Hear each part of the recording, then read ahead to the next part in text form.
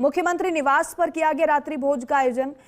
बात अब माउंट आबू की कड़ाके की सर्दी की कर लेते हैं, क्योंकि पिछले 2 दिनों से तापमान करीब 1 डिग्री पर बना हुआ है। सुबह के समय पड़ रही है कड़ाके की सर्दी। ठंड से आम जन जीवन खासा प्रभावित हो रहा है। गर्म कपड़ों में लिपटे नजर आ रहे हैं लोग भी, और ऐसे में जो सैलानी हैं उनके चेहरे पर खुशी देखी जा सकती है, क्योंकि इसी सर्दी का एहसास करने के लिए माउंट आबू वो पहुंचते हैं। गर्म कपड़े में लिपटे हुए लोग अलाव का सहारा लेते हुए नजर आ रहे हैं, लेकिन सर्दी का अपना ही एक अलग एहसास जिसकी अनुभूति करने के लिए लोग माउंट आबू पहुंचते हैं, क्योंकि यही समय है जब बड़ी संख्या में सैलानी पर्यटक माउंट आबू पहुंचते हैं।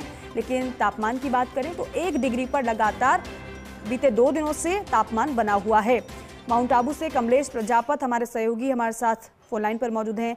Kamlesh, good morning. कैसी सर्दी है माउंट आबू में?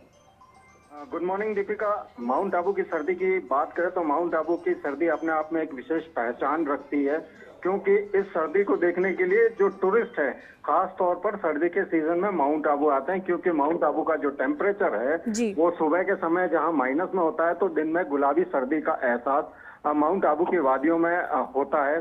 तो ऐसे में कहा जा सकता है कि जो सर्दी का सीजन है और इस सर्दी का सीजन होने के चलते माउंट आबू में जो तापमापी का पारा लगातार गिरता हुआ नजर आ रहा है। और आज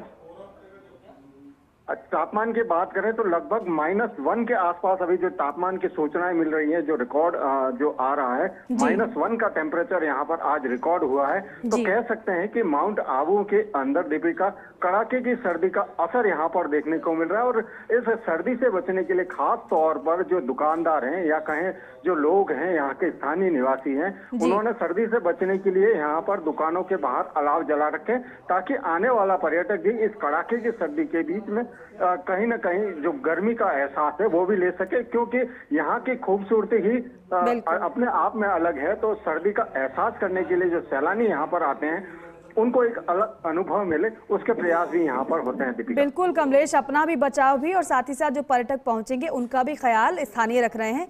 कमलेश, अगर पिछली बार के सीजन का कंपैरिजन किया जाए अब की बार से, तो सर्दी लेट आई है या फिर समय पर है? इतना टेम्परेचर पिछली बार क्या इसी समय नजर आया था?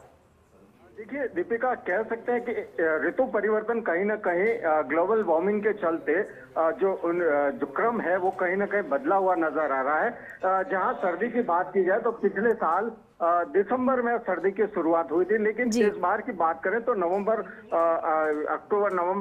के आसपास जो अभी 3-4 दिन का जो गैप है, इस गैप में सर्दी शुरू हुई। तो कहा जा सकता है कि जो सर्दी का सीजन है इस बार कुछ दिनों पहले शुरू हुआ है, और पहाड़ी इलाकों में भी जो बर्फबारी हुई है वो भी सीजन से पहले हुई है। तो उसका असर भी कहीं ना कहीं प्रदेश के तमाम इलाकों में देखने को मिल रहा है। तो क्या कहा जा सकता है कि सर्दी का सीजन इस बार जल्दी शुरू हुआ है। चलिए ठीक है कमलेश, बहुत शुक्रिया बातचीत के लिए।